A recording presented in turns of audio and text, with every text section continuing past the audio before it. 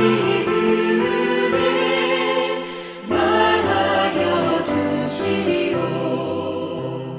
나 같은 사람 위해 주 보혈을 향해 이 복스러운 말씀 또 들려주시오. 나 항상 듣던 말씀, 나 항상 듣던 말씀, 주 예수 크신 사랑 또 들려주시오.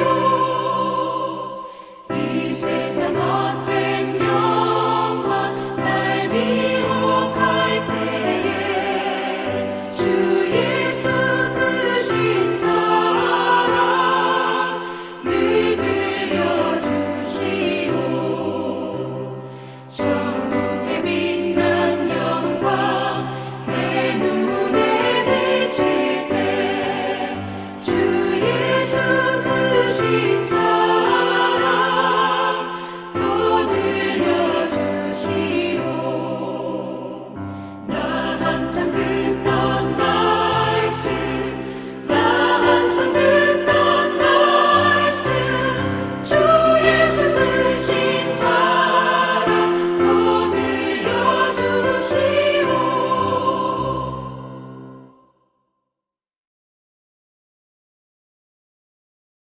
할렐루야. 수요예배는 성경의 교리를 107가지로 정리한 소요리 문답서를 중심으로 설교하고 있습니다. 오늘은 소요리 문답 제16, 17문에 대한 강해를 하도록 하겠습니다. 1643년 7월 1일 웨스트민스터 총회에 151명의 참석자들 가운데 30명의 평신도 지도자들과 121명의 최고의 신학자 즉 목회자들로 구성된 회의에서 칼빈의 신학을 계승하는 청교도적 장로 교인들이 중심이 되어서 5년 7개월에 걸쳐서 작성된 신앙 고백서가 웨스트민스터 신앙 고백이며 또한 대소요리 문답 3개의 문서가 웨스트민스터 대성당에서 작성이 되었습니다. 따라서 우리는 신앙의 기초를 세움에 있어서 이 소요리 문답이 굉장히 중요하다는 것을 알 수가 있습니다. 오늘은 말씀의 제목을 아담의 죄가 전 인류에게 전가되다라는 제목으로 은혜를 나누기를 원합니다. 먼저 소요리 문답 제16문은 모든 인종은 아담의 첫 범죄 중에 타락하였는가 라는 질문입니다. 여기에 대한 대답으로 아담으로 더불어 언약을 세운 것은 저만을 위하여 하신 것이 아니요 그 후손까지 위하여 하신 것으로 그로부터 보통 생육법으로 출생하는 인간은 모두 그의 안에 있어서 그의 첫 범죄에 참여하여 그와 함께 타락하였다라고 대답을 합니다.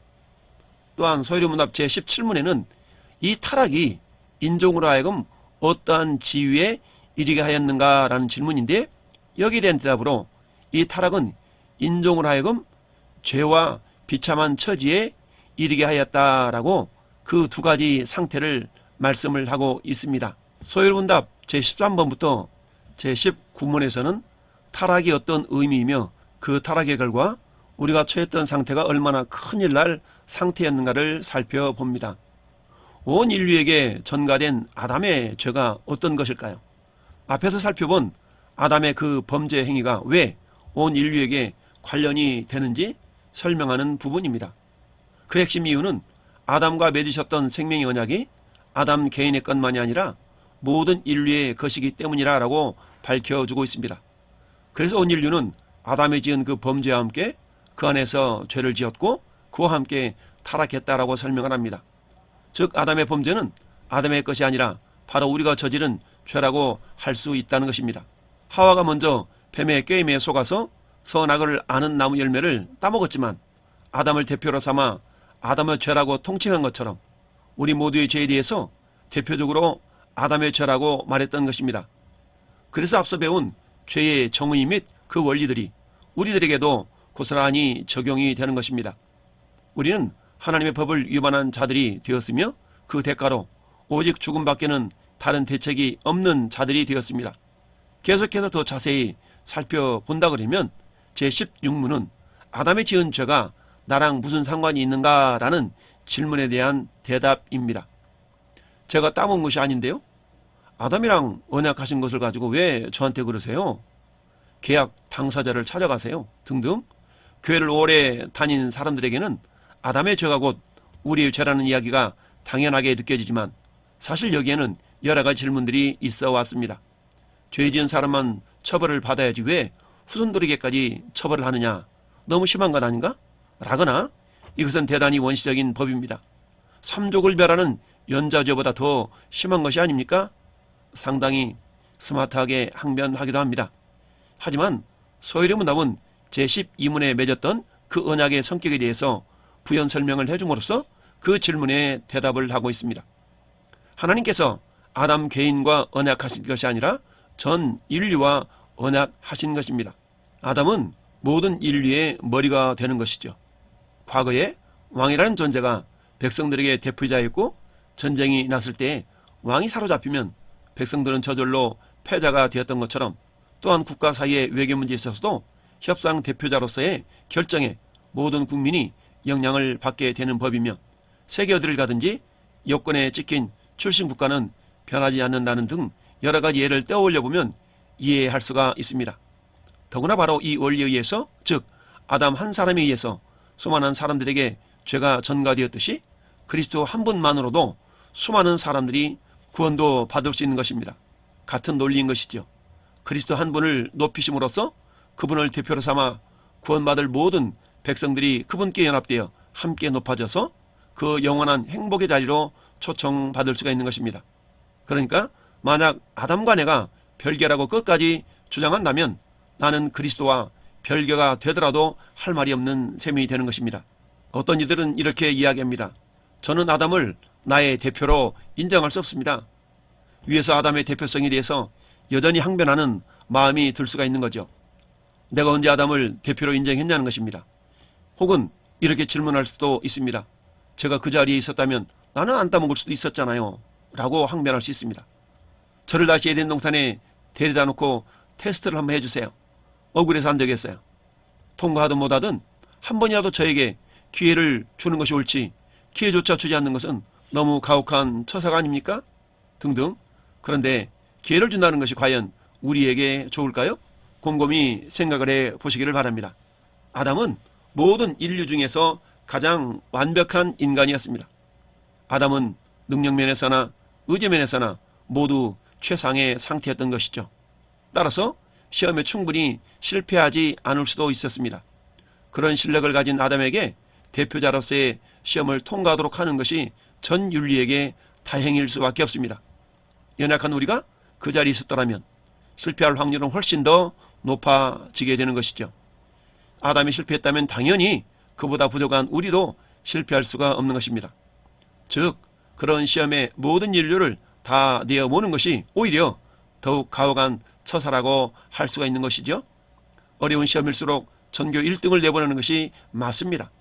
시험의 기회조차 없다는 것에 대해서 너무한 것이 아니냐라고 질문할 것이 아니지요.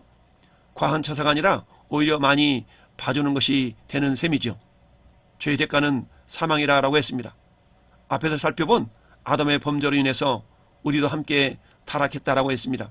그렇다면 우리도 사망의 형벌을 받게 된다는 것이므로 그러면 우리의 상태가 구체적으로 어떤 상태가 된다는 것인지 질문을 하고 있습니다. 17번의 질문이 그것입니다. 17문은 이 타락이 인족으로 하여금 어떠한 지위에 이르게 하였는가라는 질문인데 여기에 대해서 이 타락은 인족으로 하여금 죄와 비참한 처지에 이르게 하였다라고 대답을 합니다. 그 대답은 즉 두 가지를 이야기합니다. 죄의 상태와 비참함의 상태입니다. 논리상으로 지금 사망에 대해서 좀 더 부연 설명이 나와야 될 것 같은데 왜 죄의 상태와 비참함의 상태를 말하는 것일까요? 그것은 이것이 곧 사망의 형벌이라는 것입니다. 우리가 살아서 뭔가를 먹고 말하고 어디를 가고 이렇게 다니는 것이 마치 살아있는 것 같지만 죄의 상태와 비참함의 상태이며 곧 죽음이라는 것입니다. 살아있는 것 같아도 허상일 뿐인 것이죠. 소요리 문답 1문에서 인간의 목적에 대해서 배웠습니다. 그 목적과 상관없이 사는 것은 더 이상 삶이 아닙니다. 이것은 많은 철학자들이나 성인들의 고백입니다. 인생이 헛되다는 것이죠. 무신론이 결국 허무주의로 이어져서 죽음으로 가곤 합니다. 살아있어도 살아가는 매 순간이 지옥일 수 있습니다. 그 끔찍한 삶을 아직 경험하지 못해서 이 설명이 와닿지 않는다면 다행으로 여겨야 됩니다. 뒤에서 좀 더 자세하게 우리가 살펴볼 수가 있습니다. 인간이라면 누구나 갖고 있는 죽음에 대한 공포도 역시 우리의 죄로 인해서 하나님께서 형벌로 주신 것이라는 이야기이죠. 인간은 다 죽게 되어 있습니다. 왜 죽습니까? 어디에서 죽음이 시작되었습니까? 그것은 우리가 아는 것처럼 죄 때문입니다. 죄의 작은 사망이기 때문이죠. 죽음은 죄에 대한 값입니다. 선악과를 따먹는 그날에 정령 죽으리라라는 죄의 값은 사망이라고 하나님이 선포하셨기 때문입니다. 왜 모든 사람은 한 사람도 예외가 없이 죄를 짓게 되는 것일까요? 세상 사람들은 사람이 태어날 때는 착하게 태어났는데 살아가면서 외부 환경 때문에 악하게 된다라고 말을 합니다. 성경은 인간은 원래 죄인으로 태어난다고 말합니다. 태어날 때부터 죄인에게 죄를 짓는다라고 말하고 있죠. 사과나무는 언제나 사과를 맺습니다. 이유는 사과나무이기 때문이죠. 원숭이는 언제나 원숭이를 낳습니다. 사람은 태어날 때부터 존재가 죄인으로 태어나는 것입니다. 제16문이 모든 인간은 아담의 첫 범죄 중에서 타락하였는가라고 했습니다. 그 대답으로 아담으로 더불어 언약을 세운 것은 저만을 위하여 하신 것이 아니요 그 후 자손까지 위하여 하신 것이므로 그로부터 보통 생육법으로 출생하는 인간은 모두 그 안에서 그의 첫 범죄에 참여하여 그와 함께 타락하였다라고 설명하였습니다. 왜냐하면 다시 설명하건대 최초 인간인 아담의 독특한 위치 때문입니다. 아담은 죄인이 아닌 때가 있었습니다. 선악의 지음을 받았었지요. 그가 타락한 후 그로부터 태어난 모든 인류는 죄의 영향을 받아 모두 죄인으로 태어납니다. 하나님을 거부하고 내 인생은 내 거야 라는 죄인의 의지를 가지고 태어나게 되는 것이죠. 그들은 고의적으로 하나님을 거부하는 죄인의 정신을 가지고 이 땅에 태어납니다. 태어나면서 나는 하나님을 잘 섬길 거야 라며 태어나는 사람은 아무도 없습니다. 죄는 행동 이전의 관계입니다. 하나님을 창조주로 왕으로 주인으로 인정하지 않고 거부하는 이 모든 것들이 죄의 열매들인 것이죠. 그리고 자기의 주인이 자기라고 생각하는 그 정신이 태어나는 모든 인간의 존재 속에서 흘러내려오고 있는 것입니다. 사람들은 하나님과 별 감정이 없을 텐데 이상하게 예민한 사람들이 있는 것을 우리는 봅니다. 한 사람 아담이 지은 죄가 모든 인류에게 왜 영향을 미친다고 했나요? 그것은 첫째, 아담은 모든 인간의 조상이기 때문입니다. 모든 자녀는 부모가 있습니다. 아담은 부모가 없지요? 아담 이전에는 사람이 없었습니다. 이 세상의 모든 인간은 아담 한 사람에게서 나왔습니다. 하와조차도 그랬죠? 결국 모든 인간을 거슬러 올라가면 아담이 있습니다. 아담은 인류의 조상인 것이죠. 이를테면 큰 나무 수백 개의 가지가 한 뿌리에서 연결되어 있는 것 같죠? 수천 개의 씨앗이 처음 하나의 씨앗에서 시작된 것과도 같습니다. 아담은 모든 인간의 조상으로 그 후손의 존재에 결정적인 영향을 미칩니다. 아담이 범죄함으로 그 죄성이 그 후손에게 미쳐진 것이죠. 둘째, 아담은 우리의 대표이기 때문입니다. 아담은 모든 인간의 대표의 자격으로 하나님과 약속을 했습니다. 우리는 후손으로 그에게 속해 있는 것입니다. 이를테면 밴쿠버 올림픽에서 김연아 선수가 1등을 했을 때에 대한민국 국기가 올라가는 이유는 대표이기에 대한민국이 금메달을 따는 것과 같습니다.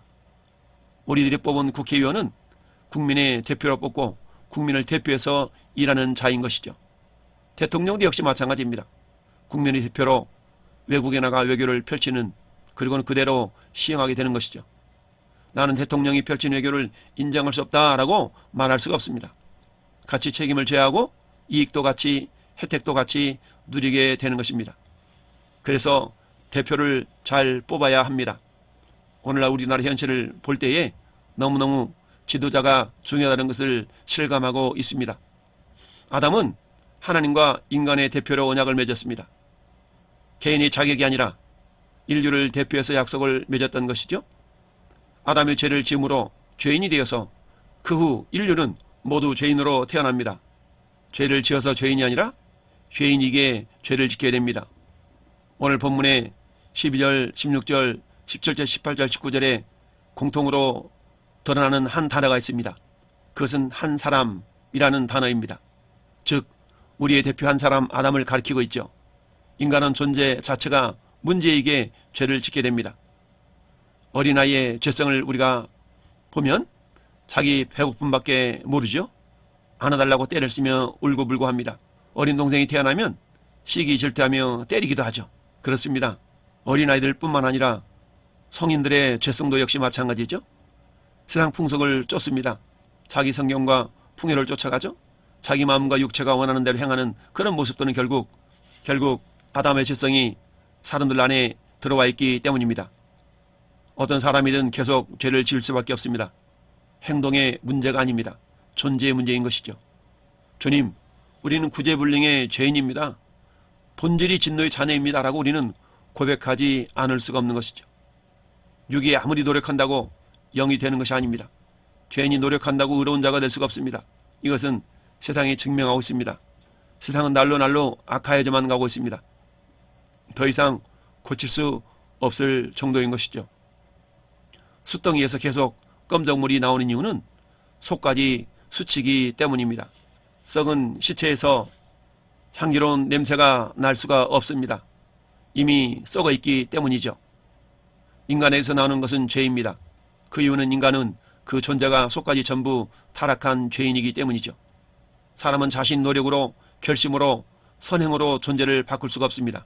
그래서 인간에게 필요한 것이 자신에 대해 깊이 절망하는 것이죠. 오라 나는 곤관사로다. 누가 이 사망에서 나를 건져내랴 라고 고백했던 사도 바울의 깊은 고민, 고백은 결국 예수 그리스도 인하여서 의롭게 변화되는 놀라운 은혜를 경험하는 밑거림이 되는 것입니다. 나의 행동 하나가 문제가 있는 것이 아니라 존재 자체가 문제임을 알아야 합니다. 본질이 죄인인 것이죠. 인간에게 죄라는 문제는 내 힘으로 해결할 수 없는 깊은 문제임을 우리는 인식할 수 있어야 합니다. 그러니 이대로는 안 됩니다. 존재가 거듭나는 수밖에 방법이 없음을 우리는 절감하게 됩니다. 그렇다면 어떻게 죄인에게 근본적인 변화가 일어날 수가 있나요? 그것은 예수님을 영접하기 전에는 죽어있는 죄인의 상태인데 이때는 그 어떤 노력으로도 하나님을 알 수가 없습니다. 제일 먼저는 살아나야 합니다. 예수님을 마음에 모시고 하나님의 자녀가 되어 일단 하나님의 생명이 살아나야 비로소 변화가 일어납니다. 제일 먼저 마음을 열고 예수님을 영접해야 되겠죠. 그럼 이때부터 우리 안에는 놀라운 변화가 시작됩니다. 예수님의 생명이 내 안에 있어서 성령께서 일하기 시작합니다. 그렇습니다. 오늘 성경 본문 로마서 5장 15절은 이렇게 말씀합니다. 그러나 이 은사는 그 범죄와 같지 아니하니 곧 한 사람의 범죄를 인하여 많은 사람이 죽었은즉 더욱 하나님의 은혜 또한 한 사람 예수 그리스도의 은혜로 말미암아 선물은 많은 사람에게 넘쳤느니라 라고 말씀합니다. 한 사람, 앞에서의 한 사람은 아담을 예표 상징하고 있습니다. 아담으로 말미암아서 모든 사람이 죽었다라는 이야기죠. 모든 사람이 하나님과의 관계가 단절되었다라는 의미입니다. 그런데 뒤에 나오는 한 사람, 그 한 사람은 예수 그리스도입니다. 예수 그리스도의 은혜로 말미암아 우리에게 주시는 생명은 선물인 것이죠. 왜 선물일까요? 그것이 우리의 능력이 아니기 때문입니다. 또 이 선물은 범죄한 한 사람으로 말미암은 것과 같지 아니하니 심판은 한 사람으로 말미암아 정죄에 이르렀으나 은사는 많은 범죄로 말미암아 의롭다 하심의 이름이니라 라고 말씀하고 있습니다. 한 사람의 범죄로 말미암아 사망이 그 한 사람을 통하여 왕노릇 하였다면 이제 또한 한 사람 예수 그리스도의 은혜로 말미암아서 의의 선물을 우리에게 넘치게 받아서 우리는 또한 그리스도 예수 안에서 생명 안에서 왕노릇 할 수 있는 귀한 신분이 된 것입니다.